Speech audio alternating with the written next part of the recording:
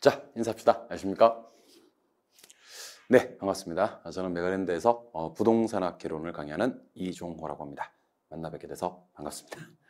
예, 오늘 이제 기본이론 중간고사 해설 강의를 시작할 건데요. 1월달, 2월달 수업 과정이 기본이론, 3, 4월달이 핵심 이론, 5월달, 6월달이 기출이론입니다.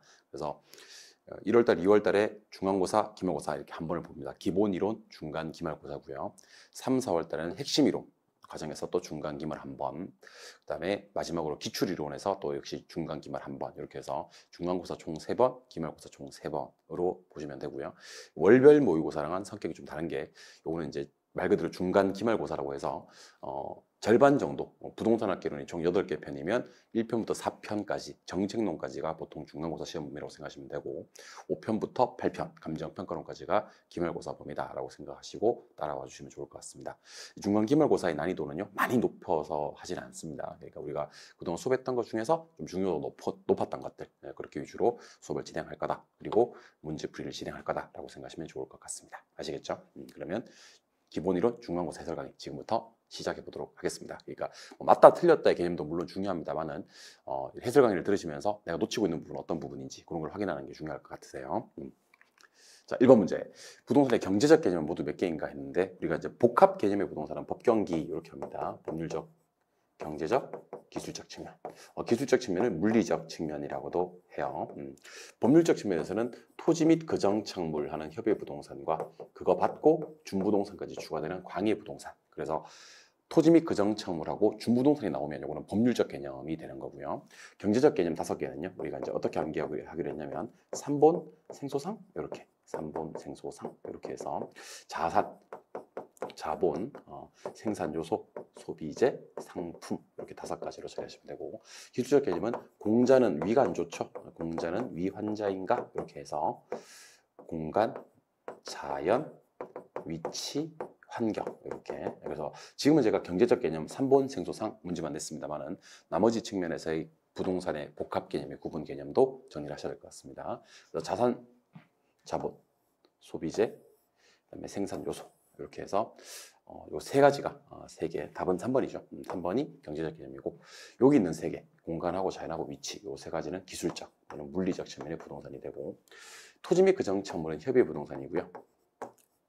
공장재단은 준부동산으로서 광의 부동산에 속하기 때문에 요거 두 놈은 이제 법률적 측면에서 구분이다라고 보시면 됩니다. 그래서 경제적 개념은 3본 세소상을 찾아라. 이 중에서 3개가 있으니까 기역, 니은, 이응.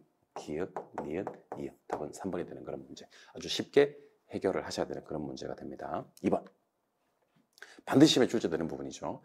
토지 관련 용어에 대한 설명이다. 옳은 것을 찾아라. 그랬는데 택지농지 임지가 중요한 게 아니고 여기서 내에서란 말이 중요하죠. 내에서 바뀌는 것은 후보지가 아니라 이행지다. 이렇게 해야겠죠. 이행지. 1번 틀리고요.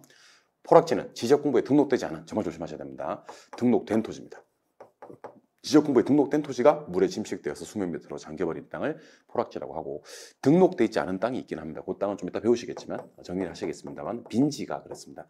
빈지는 법적으로 소유권이 인정되지 않지만 이용 가치가 있는 그런 땅입니다. 여기는 해안선부터 등록 지점 사이에 있는 땅이기 때문에 등록이 안 된 땅이다라고 보시면 돼요. 등록 안 된 땅은 빈지밖에 없고요. 포락지는 등록된 토지다라고 해야 되겠죠. 3번, 낮에는 토지 위에 정착물이 없고 공법상 및 사법상의 제약이 없는 토지다 그랬는데, 공법이란 말은 삭제를 해주셔야 됩니다. 공법상 제약을 받지 않는 땅은 없다 그랬죠. 그래서 낮에는 토지 위에 정착물이 없고 사법상의 제한만 없는 토지다라고 해야 되겠습니다.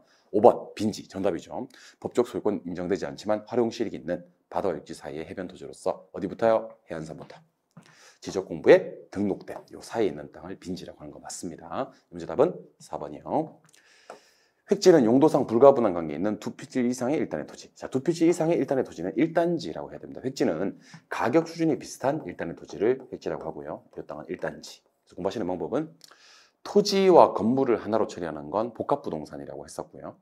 땅 2개를 한꺼번에 처리하는 것은 일단지가 됩니다. 용도상 불가분한 관계에 있어서 두 필지 이상의 토지를 일단으로 봐버리겠다 하는 땅은 일단지가 됩니다. 문제 답은 4번. 오케이. 3번. 이것도 반드시 출제되는 부분입니다. 토지 특성에 관한 설명이다. 틀린 것을 찾아라 하는 문제인데, 1번. 영속성은 토지의 물리적 감가상각 필요성이 근거가 된다라고 했는데 물리적 감가상각이 배제되는 근거가 된다라고 해야 됩니다. 배제. 그러니까 감가상각이 된다라는 게 아니고 감가상각이 안 된다라고 얘기를 해줘야 되는 겁니다. 그래서 감가상각이란 말이 나왔다고 해서 무조건 영속성 하면 안 되고요. 감가상각이 적용되지 않는 것, 특히 물리적 감가상각이 적용되지 않는 것이 영속성이다라고 해야 되겠죠. 답은 1번이 되는 그런 문제. 조심하셔야 됩니다. 부증성 때문에 그렇죠. 부족하니까 집약적으로도 이용해야 되고 최유효 이용도 해야 됩니다. 참고로 최유효 이용은 부증성과도 관련이 있고요. 하나 더 추가해보자 라고 한다면 용도의 다양성과도 관련이 있다. 기억해 주셔야 되겠죠. 오케이. 개별성 때문에 이것도 마찬가지입니다. 배제란 말이 꼭 나와야 됩니다. 배제. 일물리가의 법칙이 배제되고 대체관계를 제약하는 거. 대체관계를 제약하는 거 개별성 맞습니다. 영속성은 여기 미래란 말이 뜨면 무조건 영속성입니다. 특히 여기 직접환원법 그러기도 하고요. 수익환원법 그러기도 하는데 감정평가로서 배우시는 내용이죠. 수익환원법은 장래 순수익이나 미래 현금 흐름을 환원 할인해서 가액화하는 거기 때문에 장래 미래와 관계되는 거기 때문에 영속성과 관계되는 거 맞습니다. 용도의 다양성으로 인해서 이용 전환을 통한 용도적인 공급은 가능하다. 예, 그렇습니다. 토지는 공급이 돼요, 안 돼요? 라고 물으면요. 부증성 때문에 물리적 공급은 안 되지만 그렇습니다. 용도의 다양성 때문에 용도적 공급, 경제적 공급이라고도 해요. 요거는 쌉 가능하다. 경제적 공급, 용도적 공급은 용도의 다양성으로 인해서 쌉 가능. 기억을 하셔야 됩니다. 오케이. 문제 답은 1번 조심하셔야 됩니다. 4번. 다음 중 유량 경제 변수는 모두 몇 개인가 그랬는데 유량을 찾지 마시고요. 절량을 한번 찾아볼게요. 절량.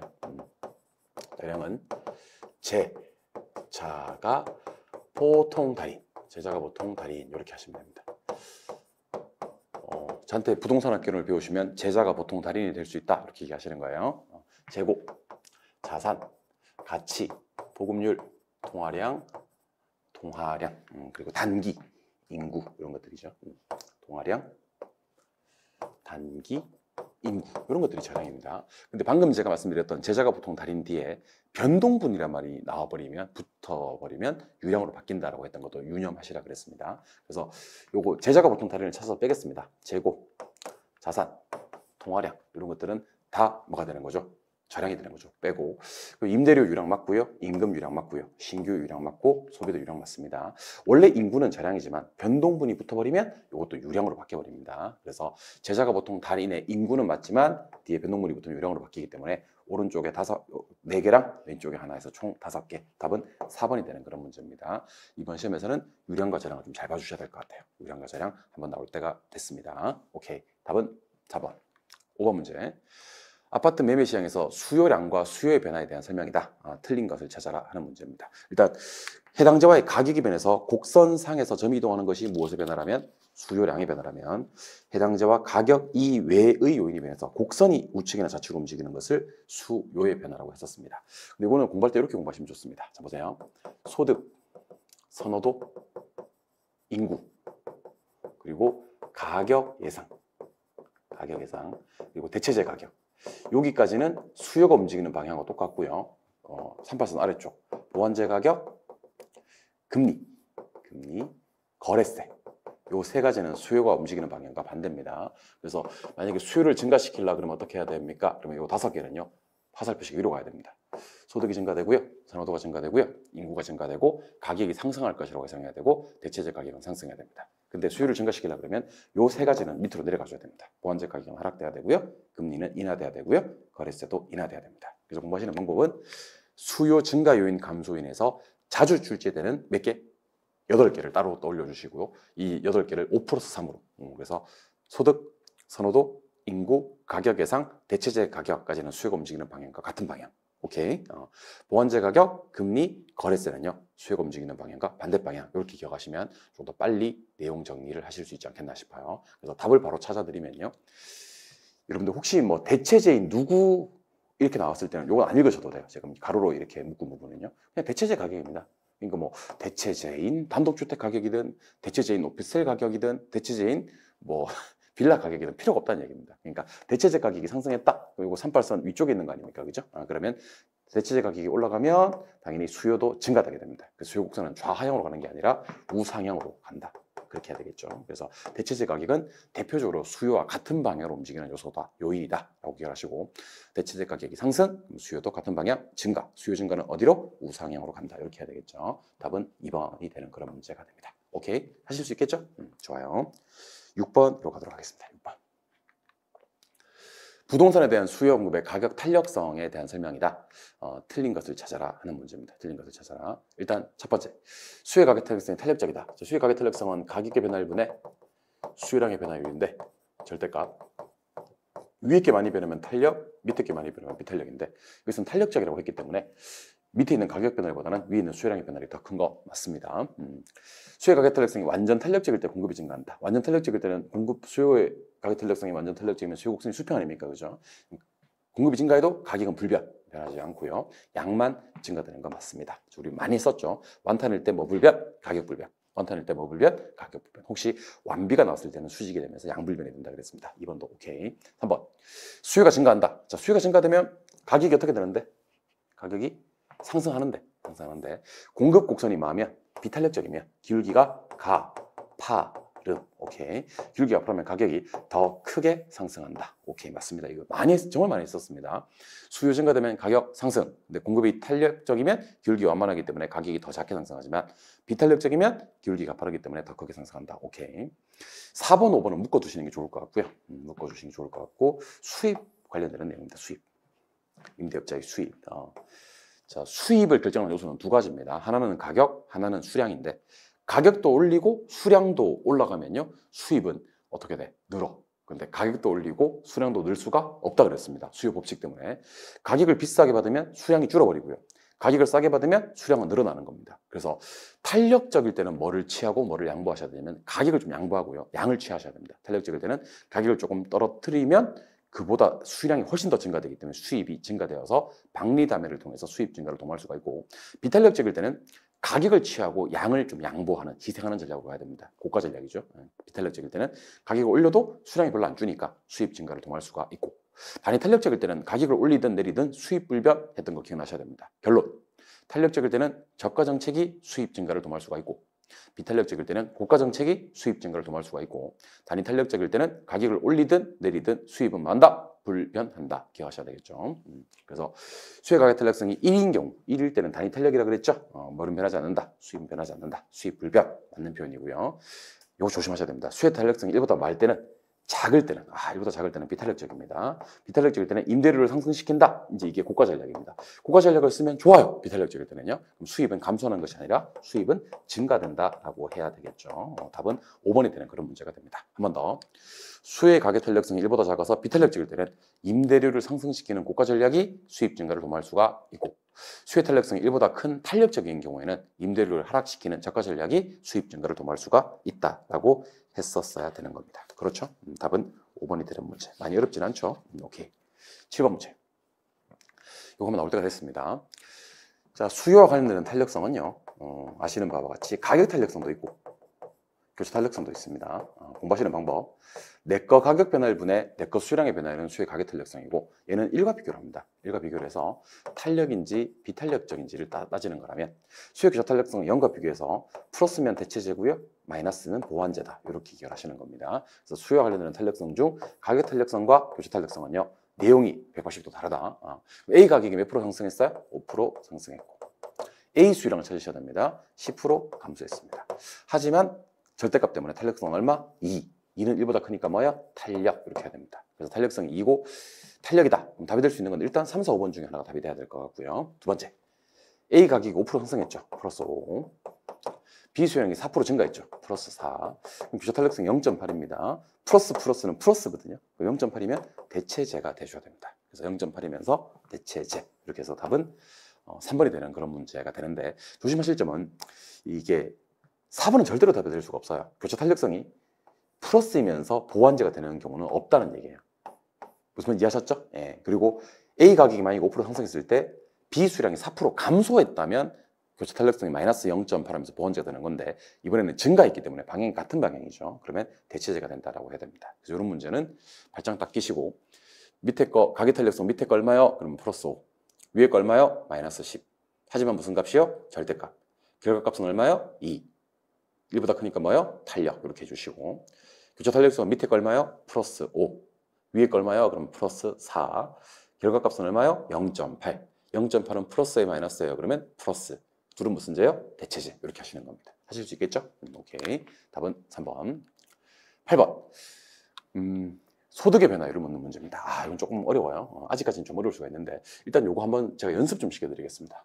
자, 수요의 소득 탄력성을 구하는 공식은 소득의 변화율분의 수요량의 변화율인데, 자, 한번 들어보세요. 그 소득 탄력성이 얼마죠? 0.5죠. 0.5죠.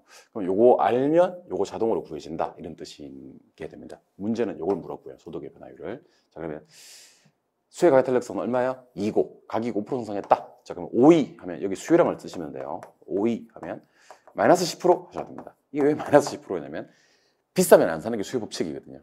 그래서 가격이 5% 상승하면 탄력성이 이만큼 줄어야 됩니다. 그죠? 마이너스 10. 근데 여기 보니까 전체 수요량은 2% 감소했다. 마이너스 2%. 전체 수요량이 마이너스 2%. 그러면 소득 때문에 플러스 8%가 와줘야 됩니다. 그러니까 이게 어떻게 생각하시면 되냐면 가격 상승된 것 때문에 감소되는 수요량을 얘기해 주셔야 되고요. 소득 증가되어서 증가되는 수요량을 얘기해 주셔야 되고요. 그걸 계산한 전체 수요량을 얘기해 주셔야 됩니다. 가격이 마이너스 10이 돼야 되는데 결과값은 마이너스 2가 되니까 가운데 플러스 8이 와야 됩니다. 근데 소득 탄력성이 얼마나 그랬냐면 0.8이라 그랬습니다. 밑에 게 2배가 돼주면 됩니다. 0.5 죄송합니다. 0.5가 돼줘야 됩니다. 그죠? 밑에 게 2배가 돼줘야 되기 때문에 플러스 16% 이렇게 해주시면 됩니다. 이게 플러스 8이 되려고 그러면 여기 플러스 16%가 돼줘야 된다, 그런 뜻입니다. 그래서 16%가 증가돼야 된다 해서 답은 4번이 되는 그런 문제입니다. 그래서 문제 푸는 방법을 좀 알려드리겠습니다. 원 3개를 그려놓고요. 이퀄하고 또 원 하나 더 그려줍니다. 결국 이거는 밑에 거 네모를 구하라는 문제입니다. 네모를. 그러면 5이 하면 마이너스 10이요. 결과적으로는요 마이너스 2요. 가운데는 얼마요? 플러스 8이 나와야 돼요. 탄력성이 얼마라고요? 소득 탄력성이 0.5요. 밑에 건 몇 배? 2배. 그래야지 0.5가 나오니까 플러스 16이요. 이렇게 구하는 겁니다. 원 3개 그려놓고 첫 번째 원 계산. 마지막 원은 시험 지문에 주어짐. 가운데 원을 구하셔야 됩니다. 구해놓고 0.5가 되기 위해서 소득을 얼마나 변화시키면 되는지를 계산하시면 됩니다. 원 3개 그려놓고 두 번째 원 밑에다가 네모를 박아놓고 0.5 적어놓고 문제 푸는 연습을 하시면 됩니다. 아시겠죠? 네. 그러니까 아마 아직 기본이론 중간고사 때까지만 하더라도 조금 어려울 수가 있는데 반복하시다 보면 많이 어려운 그런 내용은 아닙니다. 나중에 제가 반드시 풀 수 있게 만들어 드릴 테니까 저건 그냥 저렇게 하는 거구나 하고 일단은 넘기셔도 됩니다. 이번 시험에 좀 중요할 것 같아요. 답은 4번, 9번. 수요와 공급 함수가 각각 A 시장에서는 저렇고 B 시장에서는 저렇다. 이때 A 가격이 5% 상승했을 때 B 수요가 3% 감소했다.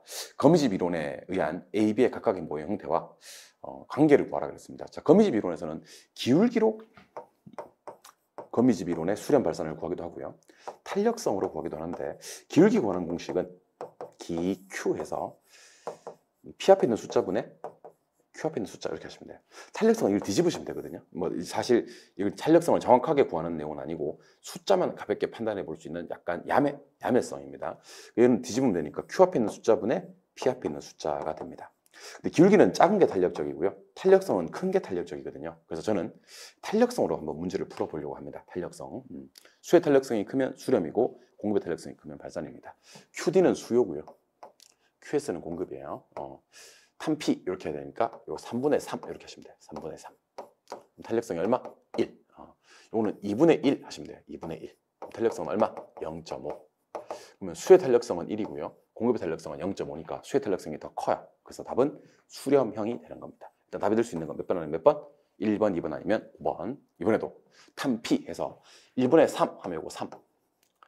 2분의 8 하면 요거는 4. 수의 탄력성은 3이고 공급의 탄력성은 4니까 공급의 탄력성이 더 크죠. 이거는 발산. 일단 답이 될 수 있는 건 1번 아니면 2번이고요. 자, A 가격이 뭐 했죠? 상승했죠. B 수요는 뭐 했죠? 감소했죠. A 가격과 B 수요가 반대 방향으로 움직였기 때문에 둘은 보완제라고 하는 거고요. 답은 2번이 되는 그런 문제가 됩니다. 굳이 교차 탄력성을 구해서 한번 풀어보면요. A 가격은 5% 상승했죠. 절대값은 없습니다. 교차 탄력성은. B 수요는 3% 감소했습니다. 교차 탄력성이 마이너스 0.6이 됩니다. 5, 6에 30.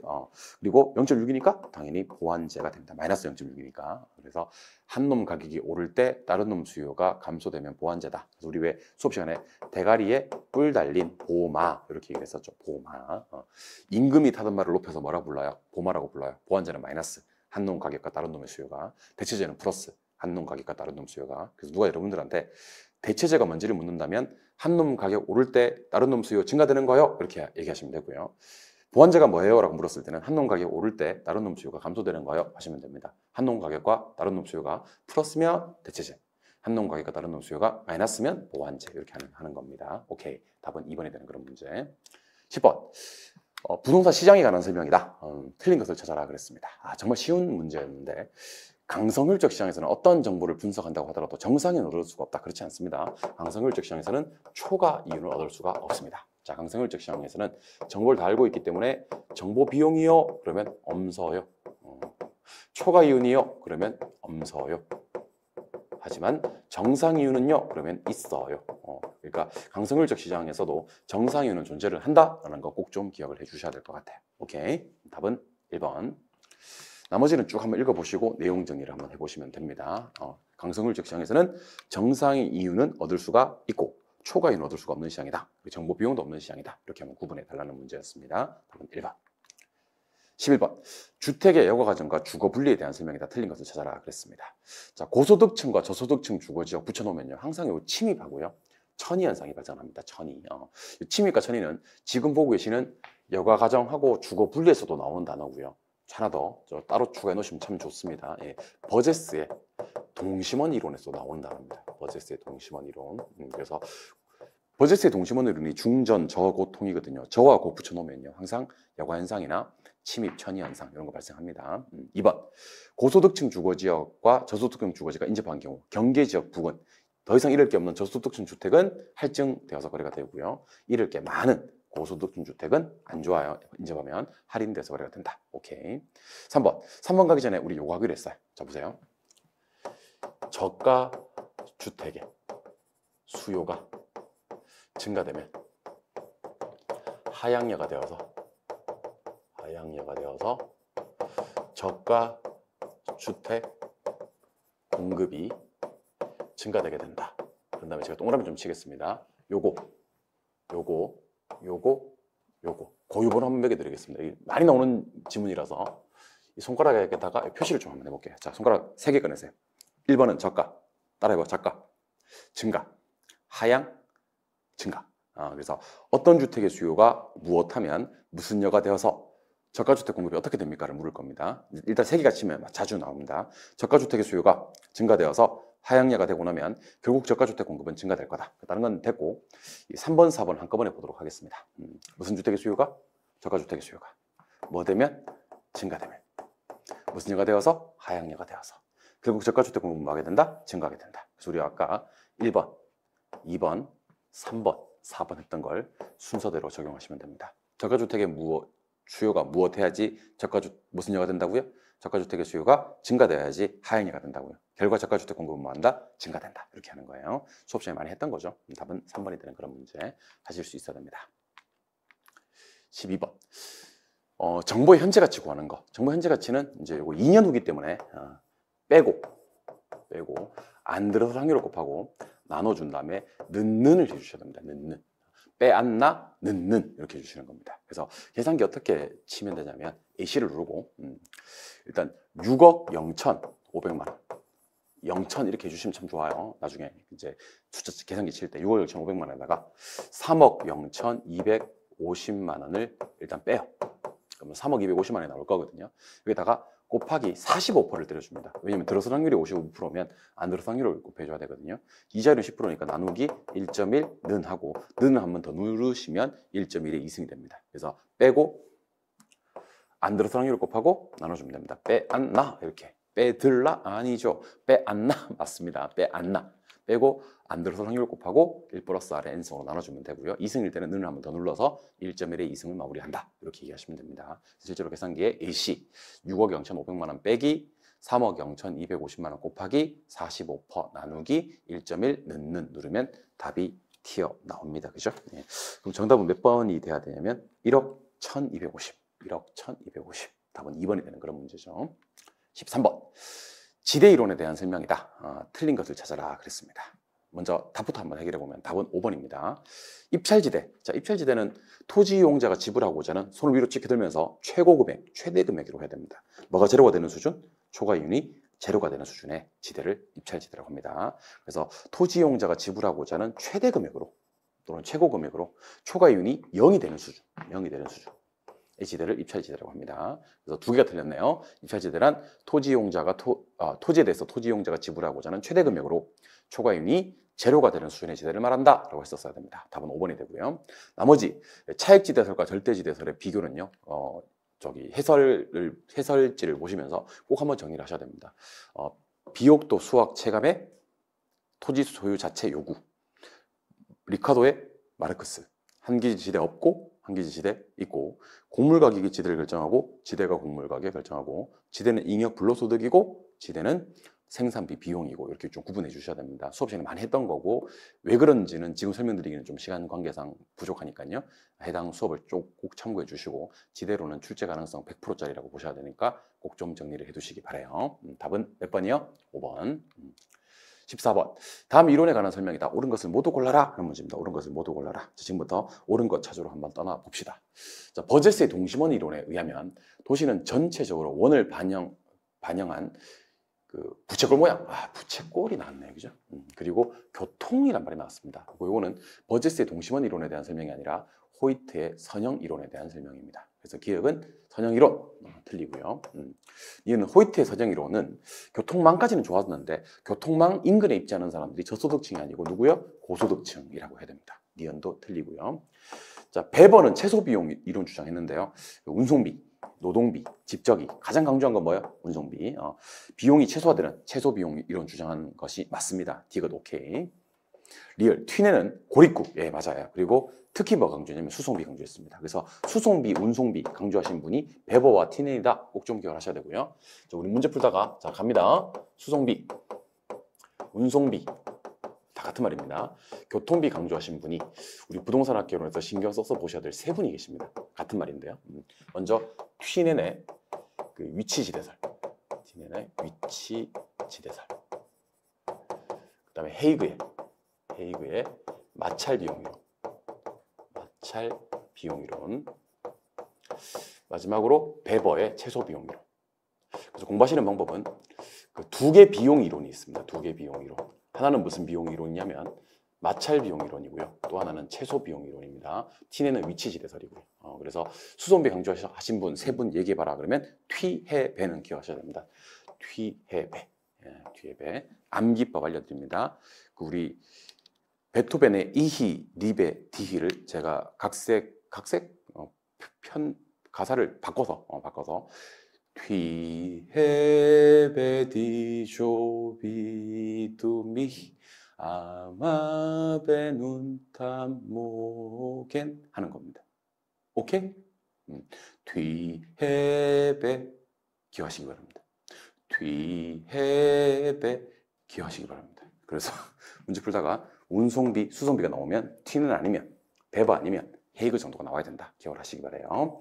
튀해베 기억하시면서 답은 디귿, 리을이 두 개가 답입니다.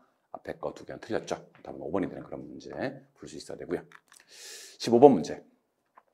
A와 B 간의 인구 20만인 도시, 조금 그림이 찌그러졌는데 C가 있다. 여기가 20만이에요. 20만. 레일리 소멸력 법칙을 이용해서 C 도시부터 B로 인구 유인을 구하시오. 그랬습니다. 자, 거리는 거리끼리, 면적은 면적, 약분이 가능하거든요. 그러면 10은 1, 20은 2, 1대 2로 약분하시고요. 7만 원 약분하면 1, 요거는 7, 6에 46으로 약분하시면 됩니다. 그래서 A 거리 제곱분의 A 면적 하시면 돼요. 1의 제곱은 1이니까 1분의 1. 2의 제곱은 4니까 4분의 6 이렇게 하시고, 그러니까 A 거리 제곱분의 A 면적 플러스 B 거리 제곱분의 B 면적 하시면 돼요. 그리고 B로 갈 확률이니까 4분의 6을 이렇게 올려주시면 되는 겁니다. 오케이? 그러면 이거는 1.5요. 이것도 1, 이건 1.5요. 그러면 1.5를 뭐로? 2.5로 나눠주시면 돼요. 1.5를 2.5로 나눠주시면 됩니다. 그래서 계산기 다 되고 1.5 나누기 2.5 하니까 퍼센티지가 0.6이 나와요. 0.6은 몇 프로? 60%. 그럼 여기가 몇 만 있었어요? 20만 있었죠. 거기다 60%를 적용해서 B로 유인구를 구하면 12만 명 이렇게 하시면 되는 그런 문제가 됩니다. 그래서 A 거리 제곱분의 A 면적 플러스 B 거리 제곱분의 B 면적분의 B로 유인되는 인구니까 B 거리 제곱분의 B 면적을 올려주시면 되고, 더 중요한 건 거리는 거리끼리, 면적은 면적끼리 약분을 하고 문제를 푸시면 조금 더 쉽게 간단하게 문제를 푸실 수가 있다. 거리는 거리끼리, 면적은 면적끼리, 끼리끼리 약분부터 하고 풀자. 그래서 답은 12만 명 하여서 4번이 정답이 되는 그런 문제 하실 수 있어야 됩니다. 오케이. 16번. 다음 중 우리나라의 정부의 직접적 개입 수단은 모두 몇 개인가 그랬습니다. 자, 정부가 시장에 개입하는 방법은요. 이직간이 있다 그랬어요. 이직간. 이는 이용 규제. 직은 직접 개입, 간은 간접 개입. 이렇게 되는데 이용 규제는 뭐 개발권 양도제도 TDR, 뭐 그다음에 토지거래 허가제, 그다음에 용도 지역 지구제 이렇게 세 가지가 있는데 여기서는 뭐 그건 안 나왔고요. 직접 개입과 간접 개입을 비교하는 건데 조세,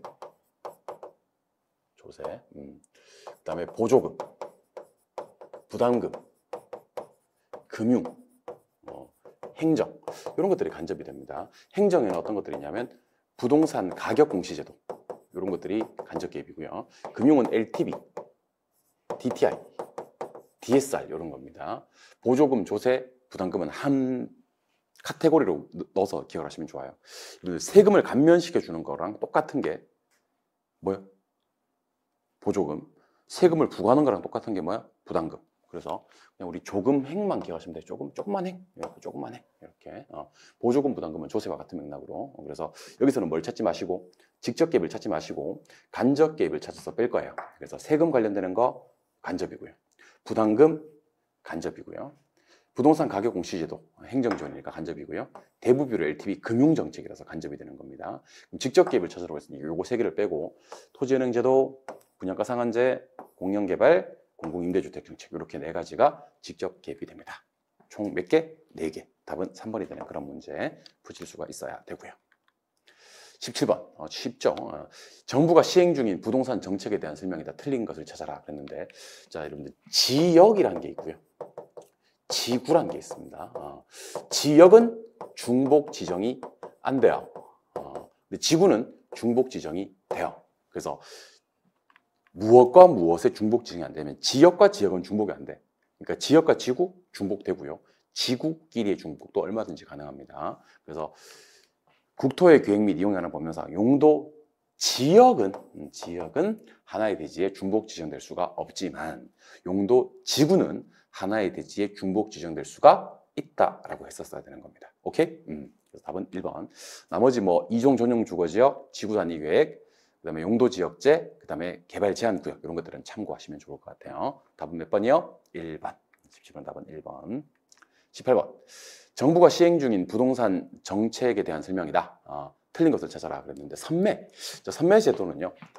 우리 공익사업용 토지나 토지거래 허가 구역에서 이제 허가를 받아서 취득을 하였으나 원래 이용 목적대로 이용되고 있지 아니한 토지에 대해서 선매자를 지정을 해서 협의 매수 확인하는 제도를 선매라고 합니다. 절대로 선매에서는요. 강제로 수용한다라는 표현이 떠서는 절대로 안 돼요. 선매는요. 강제로 수용이 아니라 협의 매수하는 제도다. 이렇게 얘기를 해야 됩니다. 그래서 답은 몇 번이요? 1번 이렇게 하시고 되고 토지 적성평가제도 뭔지 후분양제도 뭔지 그다음에 부동산 거래 신고 어떻게 되는지 그다음에 무효됐을 때 어떻게 신고되는지를 확인해 주셔야 됩니다. 나머지는 됐고 답은 1번.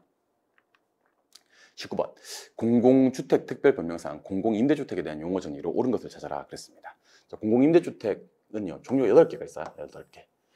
영, 국, 행, 통, 장, 분, 기, 이렇게 하시면 됩니다. 영구임대, 국민임대, 행복주택, 통합공공임대주택, 장기전세, 분양전환 공공임대주택, 기존주택 매입 공공임대, 기존주택 전세 공공임대입니다.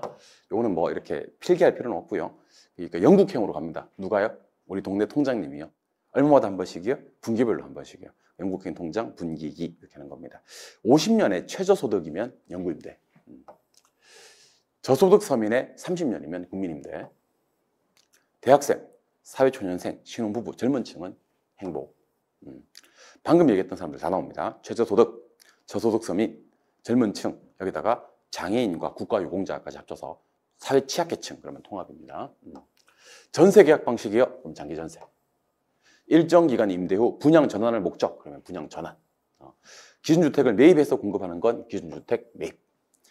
기존에 지어진 주택을 임대해 와서 다시 전대하는 거. 전대하는 거. 그러니까 임차해 와서 다시 전대하는 것을 기준주택 전세라고 합니다. 그러면 1번과 2번은 바뀌었네요. 그죠? 50년의 최저소득은 영구임대. 2번은 30년의 저소득 서민이니까 국민임대. 3번과 4번도 바뀌었습니다. 전세 계약 방식은 장기 전세. 일정 기간 임대 후 분양 전환을 목적이면 분양 전환. 바뀌었다 그랬죠.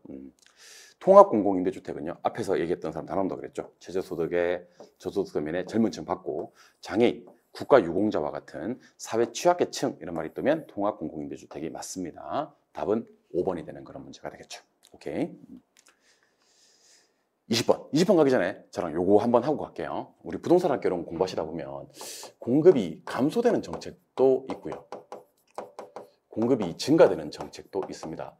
사실 그 각종 부동산 정책을 폈을 때 어떤 정책들이 공급이 감소되고 어떤 정책들이 공급이 증가되는지는 매우 중요합니다. 기억을 좀 하셔야 될 건데 일단 그 정부가 임대료를 규제하는데 공급이 줄어. 그 다음에 아파트 분양가를 규제하는데 역시 공급이 줄어. 그 다음에 후분양 제도를 실시하는데 그러면 건설업자 입장에서는 사업 부담이 너무 커서 공급을 못해요. 후분양. 그다음에 양도소득세를 중과세하게 되면요, 그 주택 공급 동결 효과 때문에 공급이 줄어요. 그러면 공급이 증가되는 정책은 정부가 임대료를 보조하는 정책하고요. 선분양 정책 정도밖에 없어요. 선분양은 사업자 부담이 적거든요. 그래서 요거 공부하는 방법을 좀 알려드리겠습니다. 잽에서 자 임대료 보조하고 선분양이 뜨면 공급 증가, 나머지는 공급이 다 감소 이렇게 하시면 됩니다. 그래서 공부하시는 방법 제가 보조선 이렇게 할게요. 여러분들은 증가하고 킥 썰어 주시면 됩니다. 마치 뭐지? 체면 걸듯이 레드 선 아니고 보조 선 하면 킥 증가하고 킥 썰어 주시면 됩니다. 이런 거 싫어하십니까? 자, 보조 선 증가 이렇게 증가하고 탁 썰어줘야 되겠다. 다시 보조 선 증가 킥 이렇게 썰어주시면 됩니다. 아시겠죠? 네. 그래서 임대료 보조와 선분양은 공급이 증가된다 이렇게 해야 되겠죠. 그래서 임대료 보조 정책, 보조 정책은 공급이 감소되는 정책이 아니라 공급을 증가시키는 정책이다 이렇게 하시고 하나 더 추가하면 선분양도 공급이 증가되는 정책이다. 보조 선 하면 킥 하면서 증가 이렇게 해주시면 됩니다. 여기까지가 우리 중간고사 해설 강의를 다루어 봤고요. 난이도는 전반적으로 많이 높은 편은 사실은 아니었습니다. 높은 편 아니었으니까 혹시 여기서 좀 틀린 부분이 있다면요, 꼭 맞는 것으로 전환시켜서 공부를 좀 해두시면 좋을 것 같습니다. 여기까지가 1편 총론, 2편 경제론, 3편 시장론, 4편 정책론의 주요 부분이다라고 생각하시면 되고요. 다음 달 기말고사에서는요, 나머지 이제 투자론, 금융론, 개발론, 감정평가론 이렇게 해서 20문제로 다시 찾아뵙는 시간 갖도록 하겠습니다. 중간고사 치르시느라고 대단히 고생 많이 하셨고요. 혹시 해결 안 된 부분이 있으면 맞는 것으로 전환시키기 위한 노력을 해주시면 좋을 것 같습니다. 저는 기말고사 해설 강의에서 다시 찾아뵙도록 하겠습니다. 수고하셨습니다.